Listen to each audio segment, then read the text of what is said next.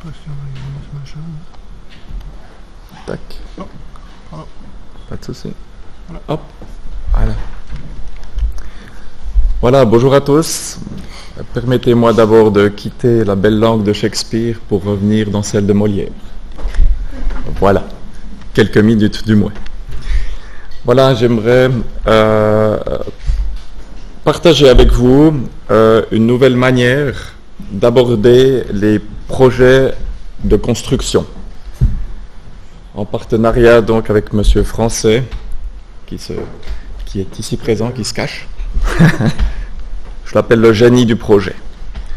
Voilà, donc notre société est basée à Neuchâtel, nous sommes une vingtaine de personnes, nous faisons du développement informatique en relation avec tous les objets de type géographique. Actuellement, une de nos spécialités est la création de maquettes numériques 3D, donc issues de bâtiments réels.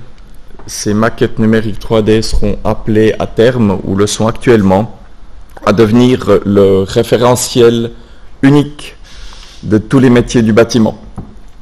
Ils vont tous décharger leurs connaissances au sein de cette maquette et pérenniser l'information à terme.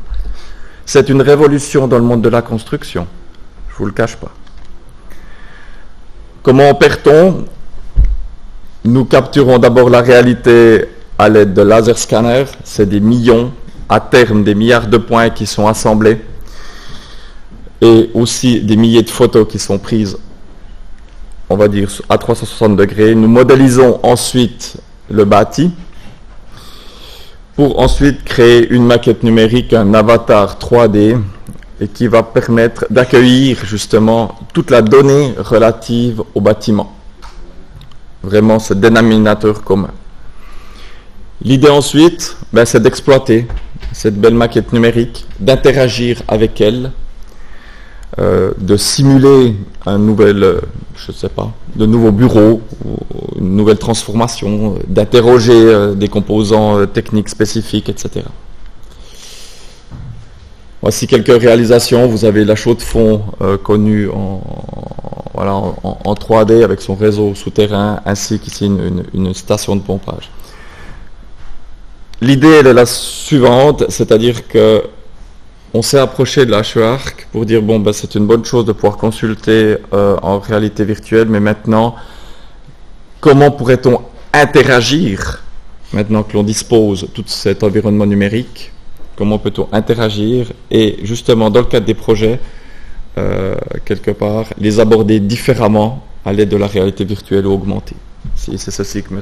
Français va vous présenter.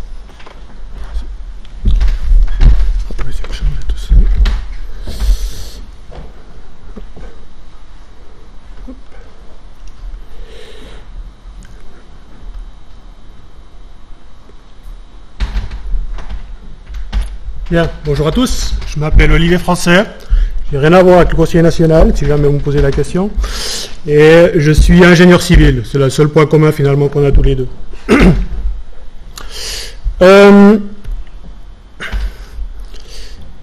La représentation des réseaux souterrains, elle se fait à travers des plans de ce type-là. Par contre, quand vous arrivez sur le terrain, vous avez cette représentation ici. Donc on voit qu'il y a un très haut niveau d'abstraction finalement entre la représentation d'un réseau et puis sa véritable visualisation ou comment on le représente dans le terrain. La question c'est qu'est-ce que la réalité augmentée peut amener finalement à un utilisateur professionnel pour résoudre ce problème d'abstraction.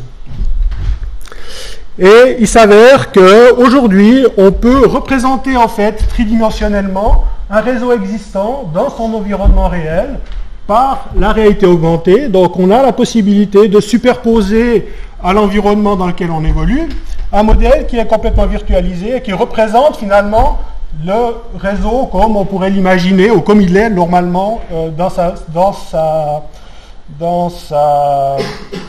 matérialité, si on veut, sans pour autant le voir. Donc on a un réseau qui est caché à l'œil et on va pouvoir en fait le représenter. Donc ça c'est bon, on arrive à le faire, il n'y a pas trop de soucis. Maintenant, la question c'est qu'est-ce que la réalité mixte va pouvoir nous amener. La réalité mixte, on va pouvoir interagir avec ce modèle virtuel, et puis on va pouvoir amener plus de choses, lui amener plus d'informations.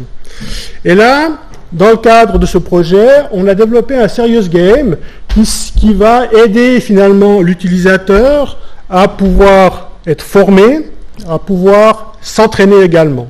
D'accord ? Alors, comment ça fonctionne ?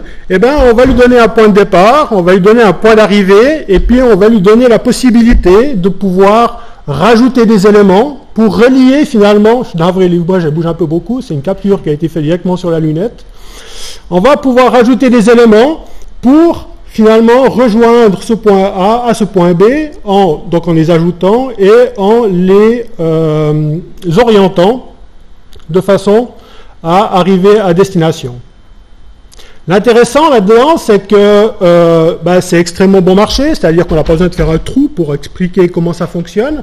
Et puis on a une représentation spatiale, réelle finalement, de qu'est-ce que ce réseau signifie en fait dans sa mise en place et dans ses conséquences finalement qu'on pourrait avoir si on le mettait vraiment en place. Donc on a la possibilité de pouvoir rapidement et facilement pouvoir enseigner et puis faire comprendre finalement à un utilisateur de manière extrêmement concrète qu'est-ce que ça signifie un réseau et la façon de le mettre en place. Donc, je termine, alors on a déjà dit, elle est super vite, donc je vais super vite. Donc, cette technologie va nous permettre en fait d'enseigner et d'entraîner en fait de manière extrêmement bon marché et de manière extrêmement rapide. Donc c'est un vrai point positif qu'on a par rapport à ça. Mais au-delà de ça, quand on pousse un peu la réflexion plus loin, on peut aller largement au-delà de l'enseignement et de l'entraînement. On peut aller en fait dans la vérification et dans le design, c'est-à-dire que une fois qu'on est capable de pouvoir positionner un réseau en entraînement, on va pouvoir également générer des variantes, c'est-à-dire se dire, ok, ben voilà, si je passe par là, qu'est-ce que ça signifie, et si je passe par là, qu'est-ce que ça signifie. Et ça nous permet également, en fait, à un utilisateur qui est peut-être pas forcément quelqu'un qui veut apprendre, mais qui cherche en fait à savoir où sont ces réseaux, de pouvoir les visualiser directement. Et juste pour finir, un petit exemple en fait de choses qui arrivent des fois, hein, c'est que on creuse et puis quand on touche, il arrive une catastrophe façon de parler, mais voilà. Donc avec ces réseaux, avec ces technologies, on a la possibilité de pouvoir visualiser dans l'environnement réel où sont les éléments et puis d'éviter certaines catastrophes. Voilà, je m'arrête là.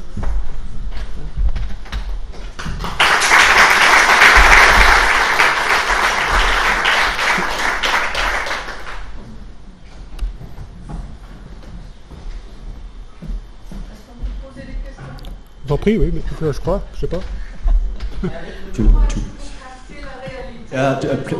Excusez-moi juste. Il faut prendre le micro en fait. Il y a un micro qui arrive.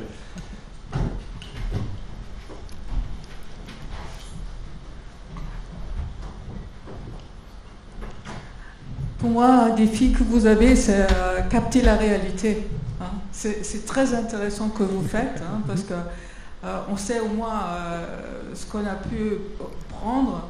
Et pour éviter les accidents, en fait, il faut que le système que vous avez en réalité, que vous avez mappé en virtuel, soit complète.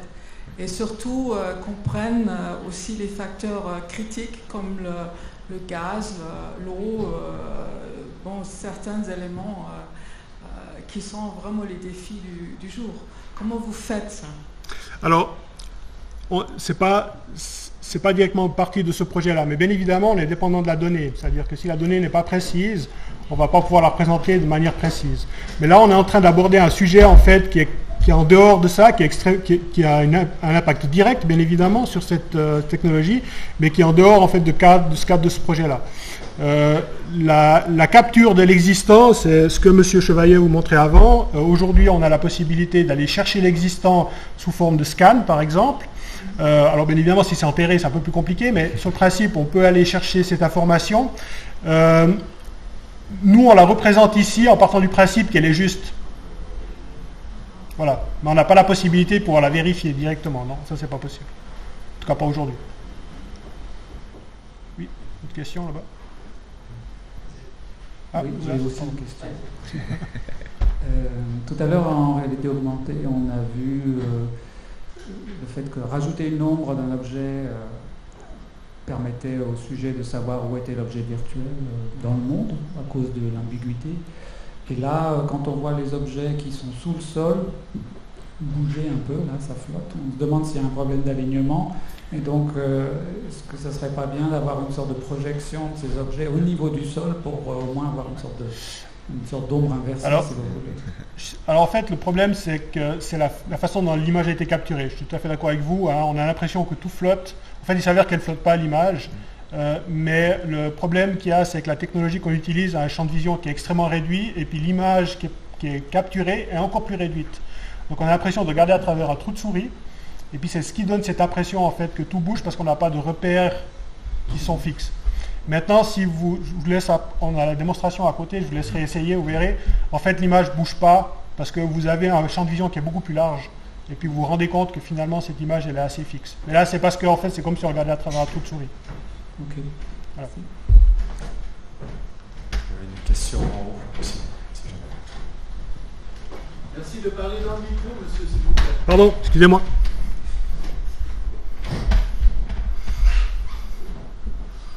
Merci pour cette présentation très intéressante. Ma question elle porte sur les aspects gamification, surtout si on veut utiliser de tels outils pour la formation, mais aussi pour la conception et la vérification de conception.